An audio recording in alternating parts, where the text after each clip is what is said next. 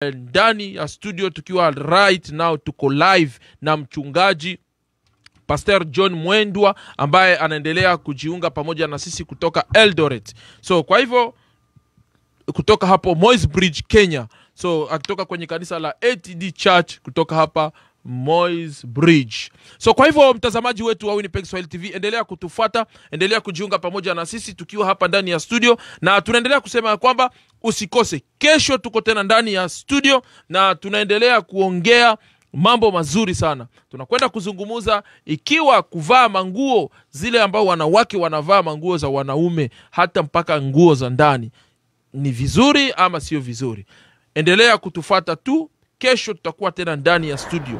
Na saa hizi nakwenda kukuletea mtumishi wa Mungu Pastor John Mwendwa ambaye atakwenda kuhudumu na sisi, atakwenda kutupatia vitu vikali, message nzuri sana. Wewe ambaye uko hapa, ambaye unatufuata kutoka Canada, na wewe ambaye unatufuata kutoka Australia, Afrika, mahali kote ambapo tapatikana, endelea kujiunga pamoja na sisi. Mungu wangu akubariki. Huyu ni Solomon Baleke kutoka hapa Winnipeg, ndani ya studio zetu za Winnipeg, Manitoba.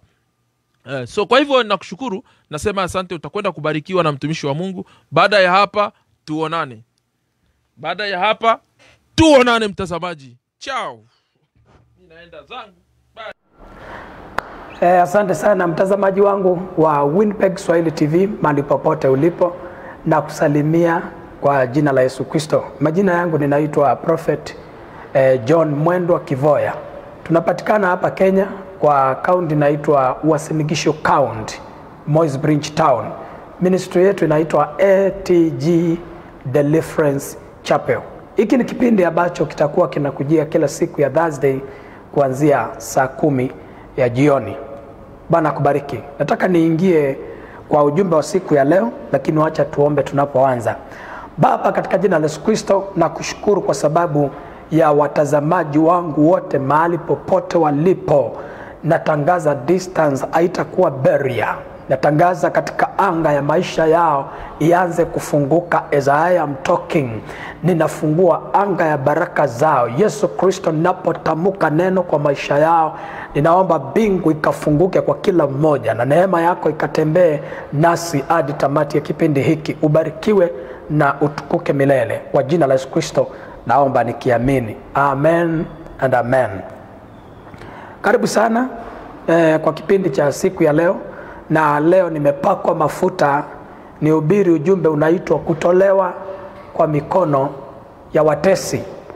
Kutolewa katika mikono ya watesi wako. Lazima uelewe ya kwamba hii dunia ina watu ambao wana bidii na wanalipa gharama ili wateke nyara maisha yako. Unaweza anza safari vizuri, lakini katikati ikakataa. Na ukifuata vizuri unakuja unakuta kuna wale wamehusika kupigana na safari yako. Unaweza oa mke mrembo anayekupenda, mkazaa watoto, lakini katikati mtu akainuka, akafuruga hiyo ndoa, akateka nyara nyota ya ndoa. Baada ya kutekwa nyara, maisha yako ikabadilika. Na ndio niko hapa nikuletea ujumbe wa siku ya leo, nikisema lazima utatolewa katika mikono ya watesi wako katika jina la Yesu Kristo na Mwana wa Mungu aliye hai. Nataka nisome andiko katika kitabu cha Isaiah chapter number 42 and verse 22. Andamana pamoja nami na ninaamini ya kwamba utabarikiwa. Isaiah chapter number 42 and verse 22. Biblia nasema, lakini watu hawa ni watu walioibiwa na kutekwa nyara. Wote wamenaswa katika mashimo, wamefichwa katika magereza. Wamekuwa mawindo, wala hapana aokoaye. Wamekuwa mateka, wala hapana asemaye rudisha. Unaona, Biblia imeanza kwa kusema watu hawa ni watu walioibiwa na kutekwa nyara. Ninapozungumzia kutolewa katika mikono ya watesi wako, Nimeanza kwa kukuambia ya kwamba waweza anza safari vizuri, lakini ukatekwa nyara na mtu kwa nguvu za kipepo. Anaweza akatumia nguvu za kishetani kuteka nyara nyota yako. Wanateka nyara maisha yako, wanateka nyara mafanikio yako. Ndio Isaya alisema watu hawa waliibiwa na wametekwa nyara, na wote wamenaswa katika mashimo.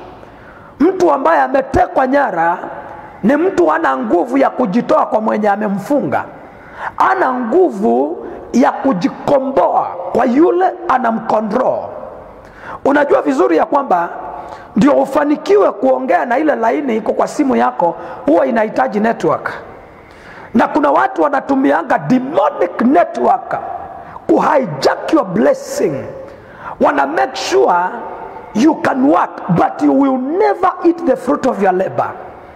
Wanapambana na maisha yako wakushukishe chini. Wana make sure utainvest lakini utawaipata mapato. Wana make sure watafunga pesa, watafunga nyota, watafunga hatua zako, wanakuweka speed governor ili utembee pole pole, usifikie baraka yako. Oh my God. Wana make sure hata kama umeokoka, na watu wengi wamekuwa wakiniuliza hii swali, pastor, kwa nini nimeokoka? Kwa nini naenda kanisa, fungu la 10 natoa vizuri, sadaka natoa, lakini unakuja unakuta mambo haiwi vizuri, mambo haiendi vile inastahili ikaenda? Niko hapa leo nikujibu hilo swali. Lazima uelewe ya kwamba kuokoka ni tofauti na kukombolewa. Your spirit ndio huwa itaokoka, lakini your soul huwa inahitaji deliverance pamoja na your body.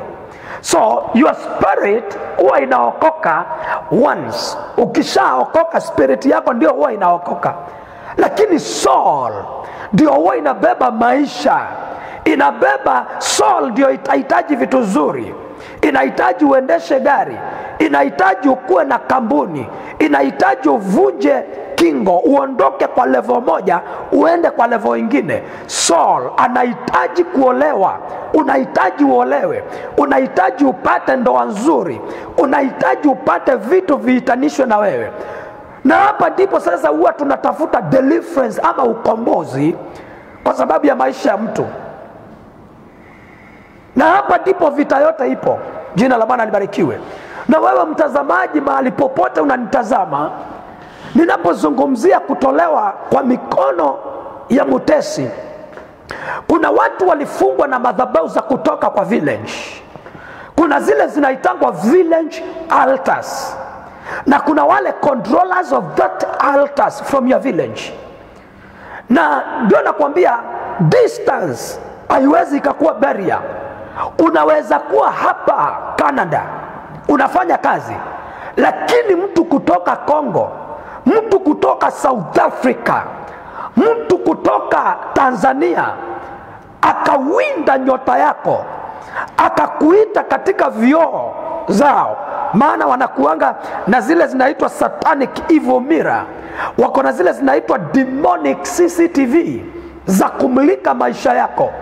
Na anytime watakuita waone haupatikani, watakuja waamushe spirit ya babu alikufa. Wanaamushanga roho za wale watu waliondoka duniani kitambo, na wanawaambia jooni. Na wakati unajua mtu akishalala spirit yake ni rahisi kukontroliwa.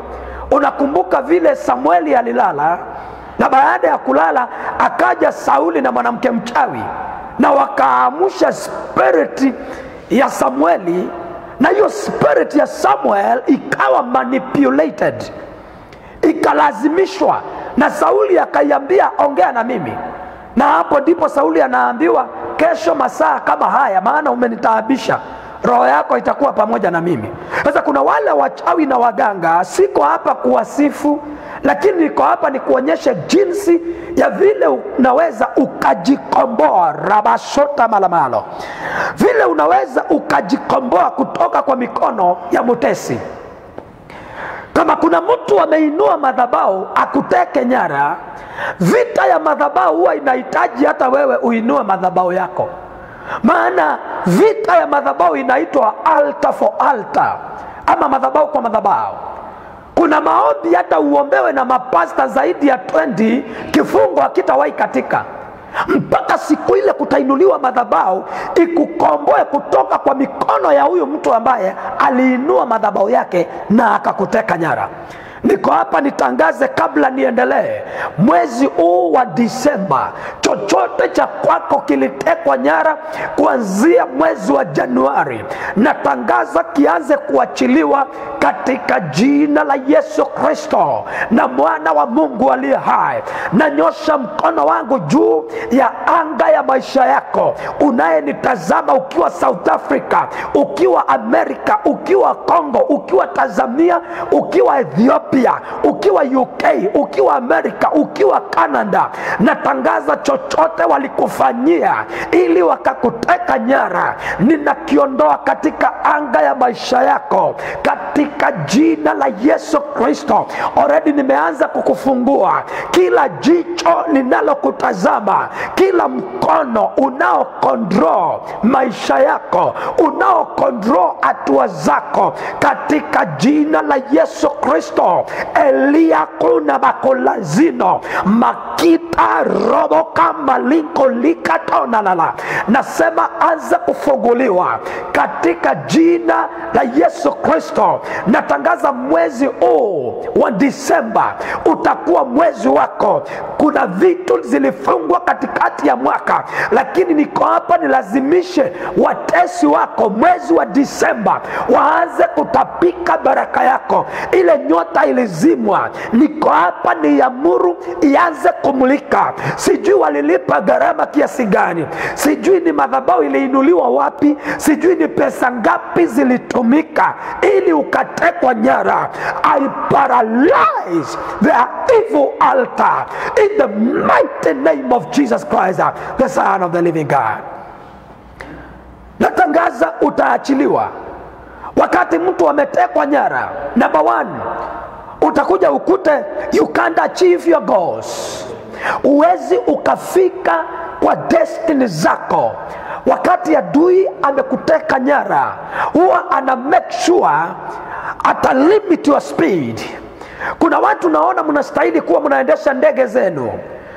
Kuna mama unanitazama na uzao wako umekuwa uzao uko na bidii, lakini wakipata vitu huwa zinawaponyoka. Wamekuwa wakitorokwa na baraka, wakinunua gari zinafanya accident.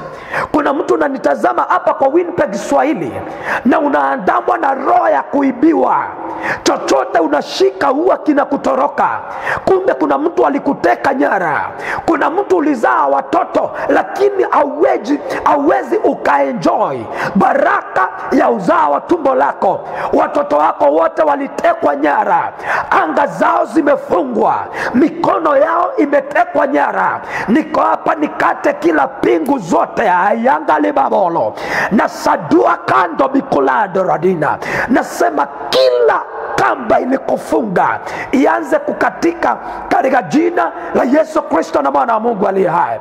Au kuzaliwa kuteseka, au kuzaliwa kung'ang'ana. Ninaona katika ile nchi unakaa, mchanga wa hapo utakukumbali. Niko hapa niamuru wachawi, watesi ni wale watu, watesi ni wale watu wanakufunganga kwa njia ya nguvu za kipepo. Unaweza kuwa walishika nguo yako wakakufunga.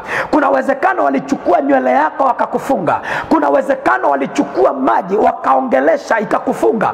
Kuna uwezekano walichota mchanga mahali ulizaliwa na placenta yako ikazikwa pale. Kuna uwezekano walichukua mchanga wa mahali pale, na baada ya kuchukua mchanga wa mahali pale wakauongelesha, wakasema mwanamke huyu mchanga usiwahi mkumbali. Wakachota mchanga wakasema mwanaume huyu asiwahi fanikiwa duniani, asiwahi pata kitu kimkumbali. Rakatakado kanombrige rikatua nalo kamomolo.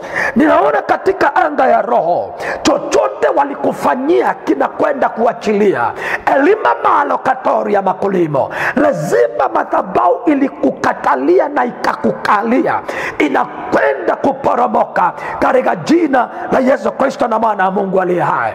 ninajua ya kwamba una nyota, ninajua ya kwamba una ndoto, na niko hapa nikuambie, hata kama ulifungwa na watu 10, tuko na mwanaume wa wanaume anaitwa Yesu Kristo, mwana wa Mungu aliye hai.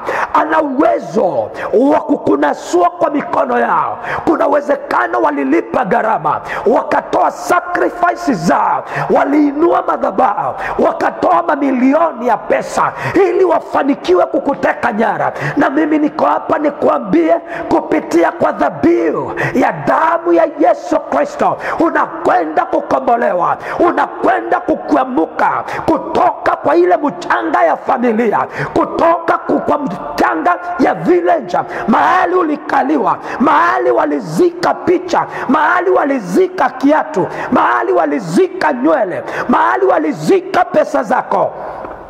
Niko hapa nikuambia, unaachiliwa katika jina la Yesu Kristo. Na ninanyosha mkono wangu juu ya anga yako, natangaza kila adui, enemies of your success, I am here to scatter them by fire.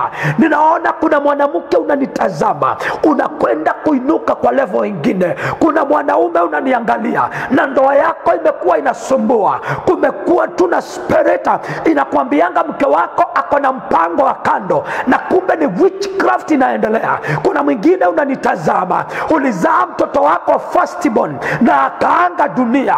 Niko hapa nikuambie, walikuwa wameamua siku ya kujifungua ndio watakuua na waue mtoto wako, lakini niko hapa kama nabii wa Mungu, kama hawakukuua siku ya kujifungua mtoto wako wa kwanza, natangaza hautakufa. Ndoto zako zinakwenda kutimia, na ninasimama kwa mlango wa mwezi wa 12, mwezi wa Disemba. Ninatangaza mwezi huu utakuwa mwezi wa urejesho. Mkono wa kiuchawi ninaukata katika jina la Yesu. Biblia inasema ya kwamba hakuna mkono wa adui utakaofanikiwa kukontrol maisha yako. Hakuna uchawi juu ya Yakobo, hakuna uganga juu ya Israeli. Niko hapa niseme, hautagonjeka magonjwa ya kiuchawi, hautagonjeka magonjwa itakayokula ploti, hautagonjeka magonjwa itakayokula kampuni zima.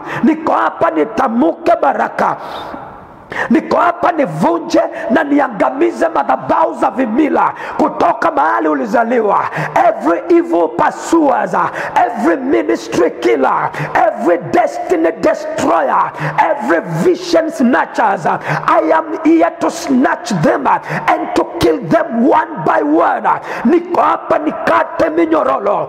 Pokea neema ya kukuamuka kuanzia leo. Katika jicho la rohoni ninaona ukienda kupromotiwa. Watu hawa wakikuachilia, utakuwa na mali ya kuonekana, utakuwa na vitu za kushika na mkono. Ninaona ukimiliki maploti Amerika, hapa Canada. Ninaona ukikontrol vitu za udhamana. Naona jina lako likijulikana. Eliali ya kuuma andine no kawale bago ikwanda yoma kule makure malo. Lazima kitu kibadilike. Umepambana miaka mingi, umejaribu kuinuka inasindikana. Jamani, unisikize vizuri. Wewe umewahi jiuliza kwa nini wenzako wanainukanga lakini wewe unabaki pale? Umewahi jiuliza kwa nini watu wenzako wanashika vitu zinakaa mkononi lakini wewe unabaki mahali pale pale? Niko hapa niseme, evai kaninolo rakwaila bakunamolo. Lazima kitu kibadilike. Pesa itakaa mkononi mwako, utainuka kuliko your destiny killers. Nasema Mungu na akupe mamlaka ya kuwashinda. Kwa Bible kuna watu wengi walikombolewa kwa mikono ya watesi wao. Si wewe peke yako. Usione unajaribu mambo inakataa. Usione kanza ni kama inakukatalia. Usione afya inakataa. Umegojeka kitu ni kama akisikiangi maombi. Wapendwa, niko hapa niwaambie, vitu zingine zinahitaji kuhani wa Mungu kama Prophet John. Niingie katika anga yako ya roho, ni break that evil altar, niisambaratishe na niitoe, nikufurute kutoka kwa mikono yao. yao. Wakati Yesu Kristo alipewa ripoti ya kwamba Lazarus ameaga dunia, Yesu Kristo alipoingia alikuta Lazaro amewekwa kaburini, na Yesu Kristo alikuwa amejaa mafuta, alikuwa anatembea na unstoppable anointing, alikuwa anatembea na unstoppable grace. Biblia inasema wakati Yesu aliingia, aliwaangalia Martha na Mariamu, akawauliza mumemweka wapi? Wakamwambia already ananuka. Akawaambia sijauliza kama ananuka, nimeuliza yuko wapi. Wakamwambia already ni siku ya 4. Akaona wanamsumbua. Yesu akatembea, akakaribia kaburi, akaambia Lazarus, toka kaburini. Niko hapa nitangaze, mahali walikufungia kwa vineja, hata kama uliwekwa kwa kalabasha, ninapasua hiyo kalabasha, ninakutoa kwa mikono yao, ninakufungua kutoka kwa mikono ya kanza. Kuna uwezekano wamesema already wamekuua, kuna uwezekano already wamesema wamekumaliza. Niko hapa nikuambie, not yet. Nasema haijaisha. Kama bado haujazikwa, kuna uwezekano wa kuinuka tena.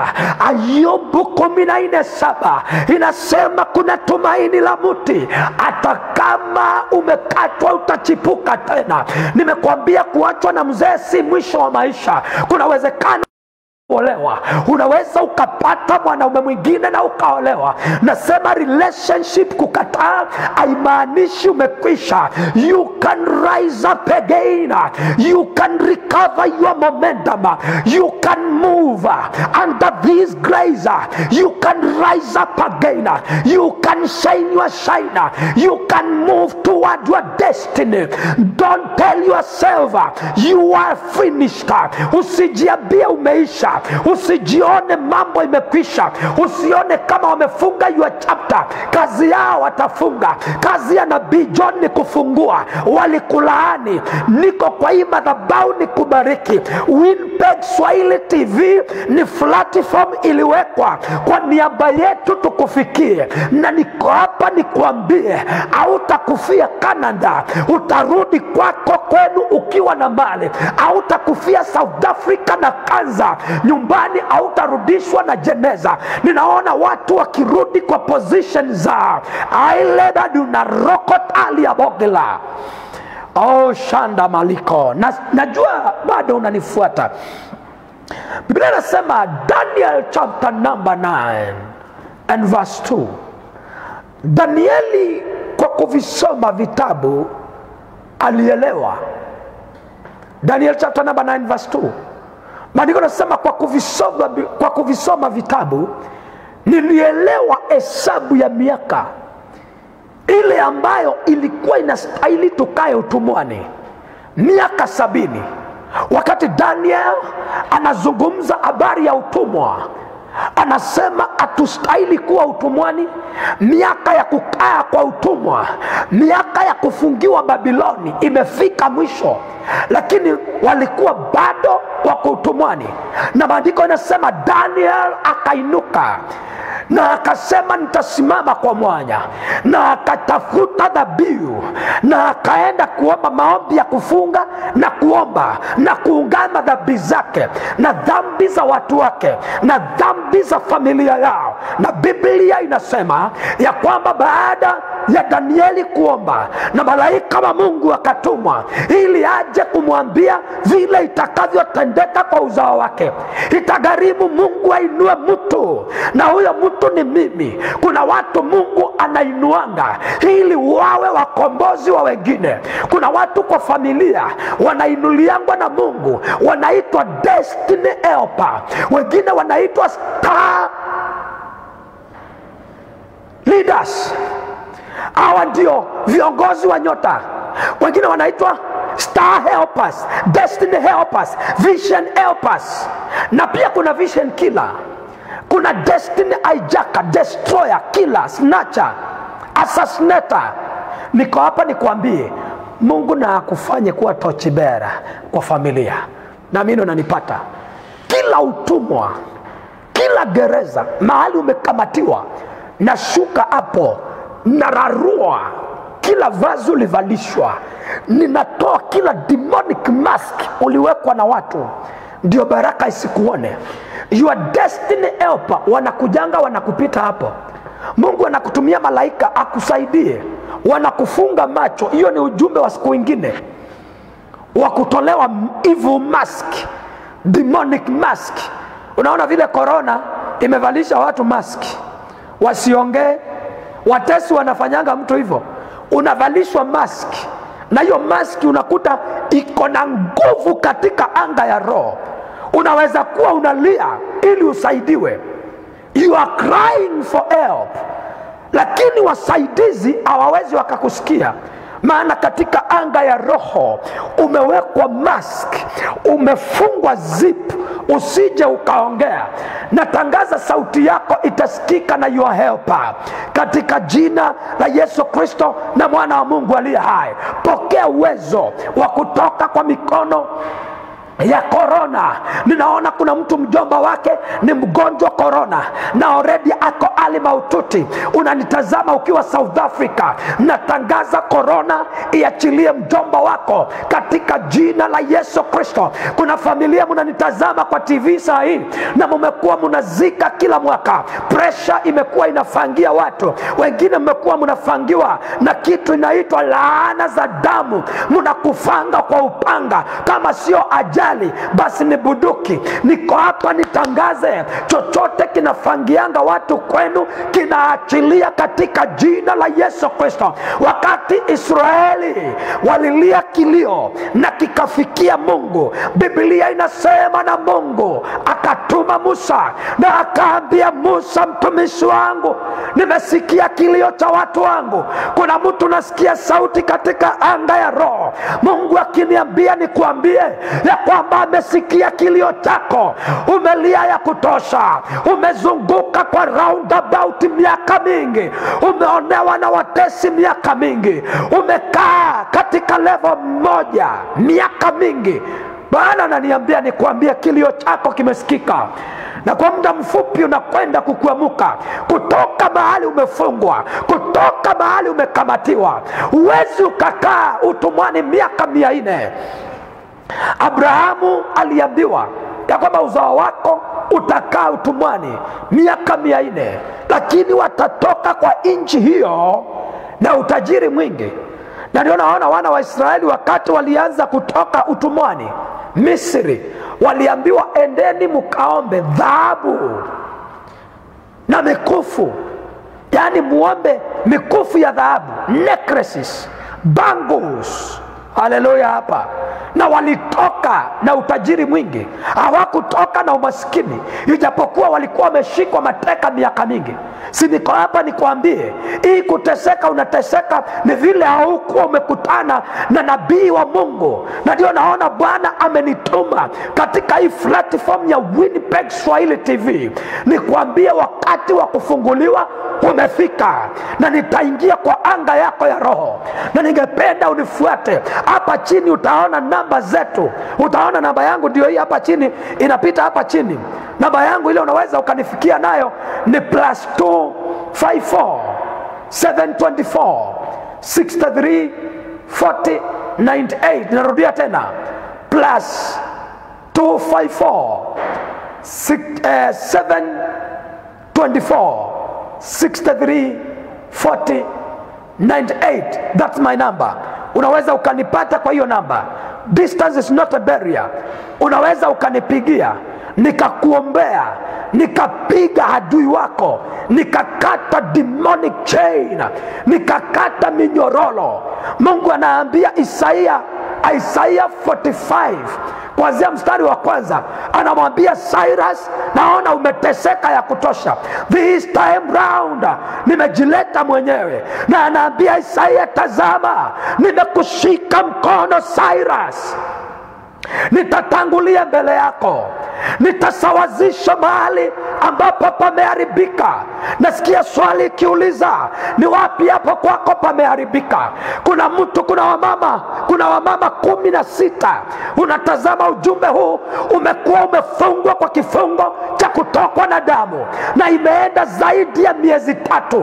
Hapa ndipo Mungu anaambia Cyrus, nitakushika mkono, nitangulie mbele na nipasawazishe mahali ambapo pameharibika.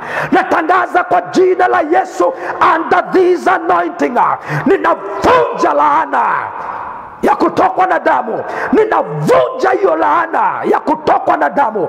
Pokea uponyaji wako katika jina la Yesu Kristo. Kuna mtu mwingine ambaye kifua chako huwa kinafungana, mwingine kichwa inaanza kuwa mzito, mwingine ukitembea safari ndefu ukirudi unasikianga ni kama kuna kitu imekukalia. Hii inakwambia katika anga ya roho umekaliwa, umefinyiliwa. Pokea uwezo wa kufunguliwa. Ninahamisha kila mizigo mizito katika mabega yako. Biblia inasema, njooni kwangu nyinyi mliolemewa na kubeba mizigo mizito, nami nitawapumzisha. Natangaza wakati ni sasa. Pokea nguvu ya upumzisho. Ninaondoa kila mzigo wa magonjwa uondoke, mzigo wa kansa uondoke, kuumwa na tumbo ikuachilie. Nasema kuumwa na kichwa ikuachilie, kubeba mimba zikimwangika nasema ikuachilie katika jina la Yesu. Relationship zako zimekuwa zinasumbua, si niko hapa nikuambie, it is the time. Ni wakati wa kutoka kwa mikono ya watesi wako. Mkono wa mtesi, haleluya, inaweza kuwa ni roho ya almost there but never there. Wewe uliwekwa, kuna uwezekano uliwekwa roho ya kuwa utawahi fikia mafanikio. Biblia inasemaje kuhusu mchanga? Kuna watu tu unakutanga mtu alichota mchanga na akauongelesha, na pale kwa mchanga iko Jeremiah chapter number 22 and verse 19. Hallelujah. Maandiko nasema, inchi andikeni habari za mtu huyu. Mtu huyu hatawahi fanikiwa. Hebu sikia, ati mtu huyu hatawahi fanikiwa.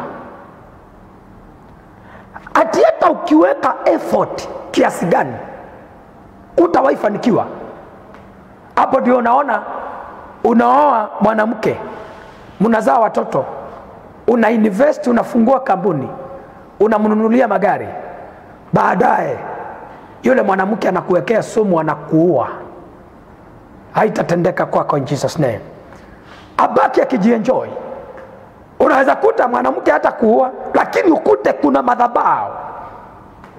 Unapambana na wakati tu umesanya, umeleta kwa kifuli, kabla hujaanza kukula, mapepo ya village inakuua.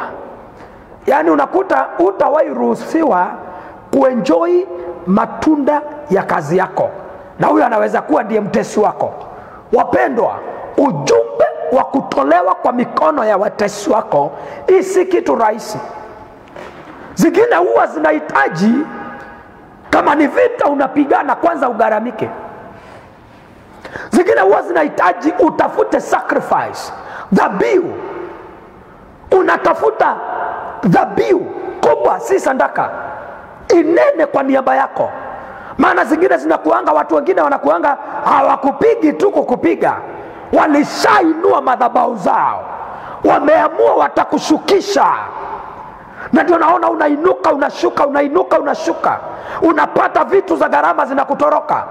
Ulisukumiwa roho ya kuuziwa vitu za wizi, unaunganishwa na wakora. Unakuja unakuta unafanya biashara na wakora.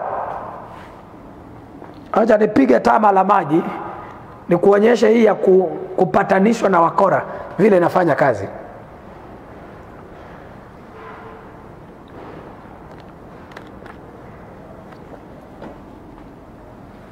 Mtu ambaye ameamua kukutesa anaweza kosa kuja mwenyewe, lakini akutumie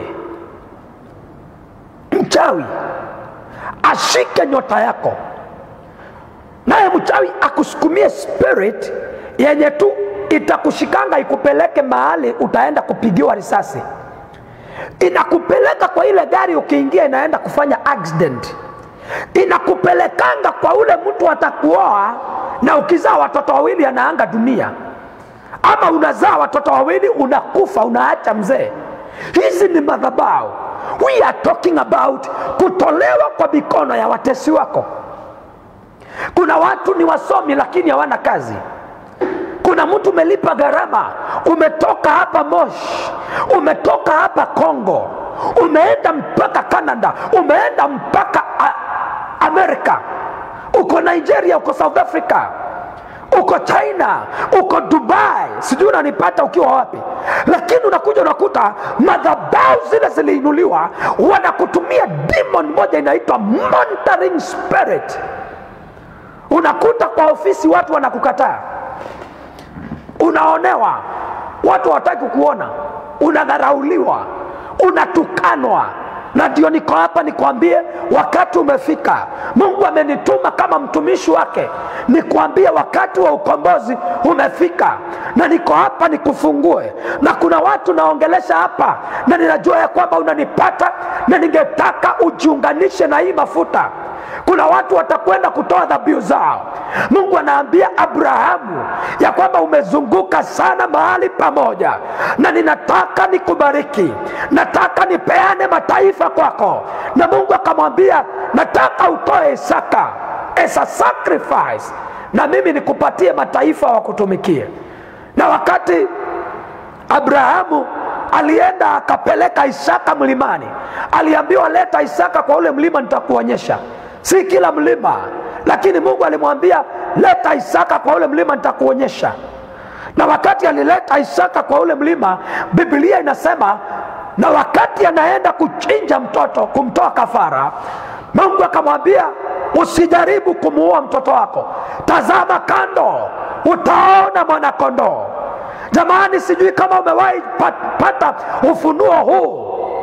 Huyo mwana kondoo ambaye Abrahamu aliambiwa tazama kando uone mwana kondoo, huyo ni mwana kondoo ambaye ni Yesu Kristo. Maana Biblia inasema ya kwamba Yesu Kristo ndiye mwana kondoo aliyechinjwa ili aziondoe dhambi zetu zote. Huyo mwana kondoo ni yule alichinjwa wakati Israeli walikuwa wanatoka utumwani. Nazungumzia huyo mwana kondoo, na huyo mwana kondoo ni Yesu Kristo. That means dhabihu yoyote unayetoa kwa madhabahu lazima uelewe ya kwamba itanena na itakurudia. Jina la Bwana libarikiwe. Na ninapomalizia, kuna watu nataka ujiconnect kwa hii mafuta na utafute sacrifice ambayo inaweza ikanena. Utafute ile dhabihu ya hiyo country unakaa, ya hiyo nation unakaa, ya hiyo inchi unakaa, na ujiconnect kwa hii mafuta. Ninapoenda kuongelesha mutesi na kukutoa kwa mikono yao, utafute dhabihu kubwa, ile noti kubwa ya hiyo inchi unakaa, umake sure umetoa hiyo dhabihu. So tafadhali make sure umetuma dhabihu yako. Nataka nikuombee. Utatumia hii namba ya +254 724 63 40 98. Wacha nikuombee na utume hiyo dhabihu. Baba, katika jina la Yesu Kristo, naachilia neema ya Mungu juu ya watu wako katika kipindi hiki, na hiyo sauti ambayo nimenena, ninaomba ikawafikie mahali popote walipo, na neema yako ikatende kitu, na utukufu ukurudie. Wafunguliwe wote katika jina la Yesu Kristo, maana wa Mungu aliye hai. Be free, kombolewa na uishi maisha yenye unataka. Shalom, tupatane tena siku ya Thursday. Karibu sana, karibu sana, karibu sana kwenye kipindi chetu Sauti ya Faraja, ambayo inaletwa na mtumishi wa Mungu Pastor John Mwendwa kutoka ATD Chapel, Moy's Bridge hapo jijini Kenya. Mtazamaji, endelea kutufuata kila Thursday kila Alhamisi tunaendelea kukutanana na mtumishi wa Mungu, nabii wa Mungu ambaye anaendelea kufanya kazi kwa bidii. Utalipwa kile ulichopanda. Basi usikose kutuletea mahitaji yako, magonjwa na vingine vyote tunaendelea. Mungu anaendelea kufanya kazi. Usikose kila Alhamisi na saa 4 ya usiku hapa jijini Winnipeg.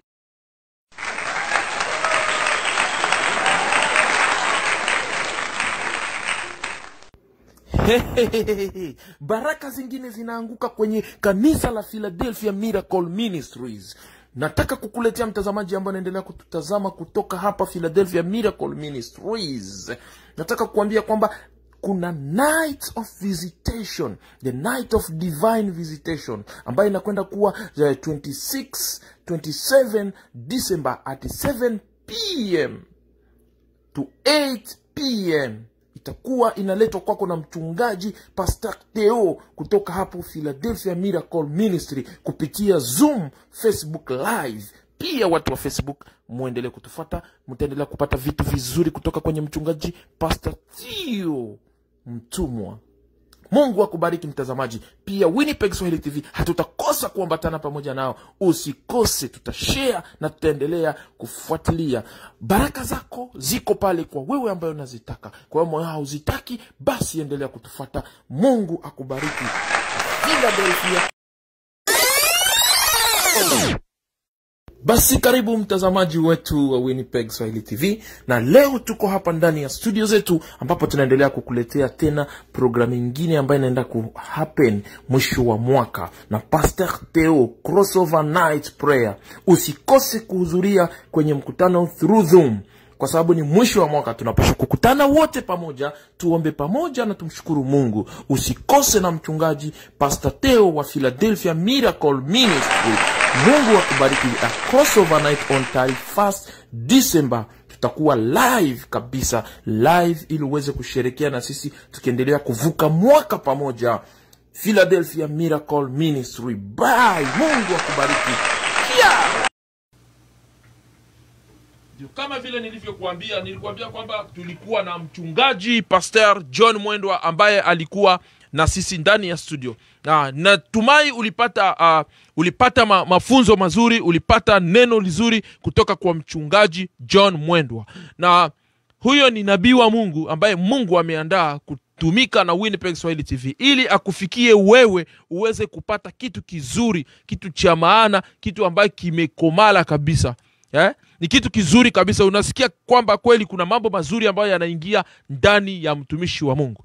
So kwa hivyo nataka kuambia mtazamaji, ulikuwa kibarikiwa na utaendelea kubarikiwa na mtumishi wa Mungu. Acha Mungu akubariki, acha uende kuona mkono wa Bwana, acha nguvu za Bwana ziendelee unapolala. Na wewe ambaye umeamuka hapo Afrika, basi endelea kuenjoy hilo neno la Mungu. Na ukitaka kumuandikia zaidi, kuna nambari zake ambazo zinapita hapo chini. Kuna nambari zake ziko hapo chini. Ukitaka kumuandikia, unaweza kumuandikia kwa anwani hiyo manafasi ambazo ziko hapo. Kuna namba ya simu utampigia, iko kwa WhatsApp. Unaweza kumpigia ukitaka akuombee zaidi. Basi kwa hivyo ningekuambia kwamba usichoke kujiunga na sisi kila mara, kila Thursday tutakuwa tunakupitisha.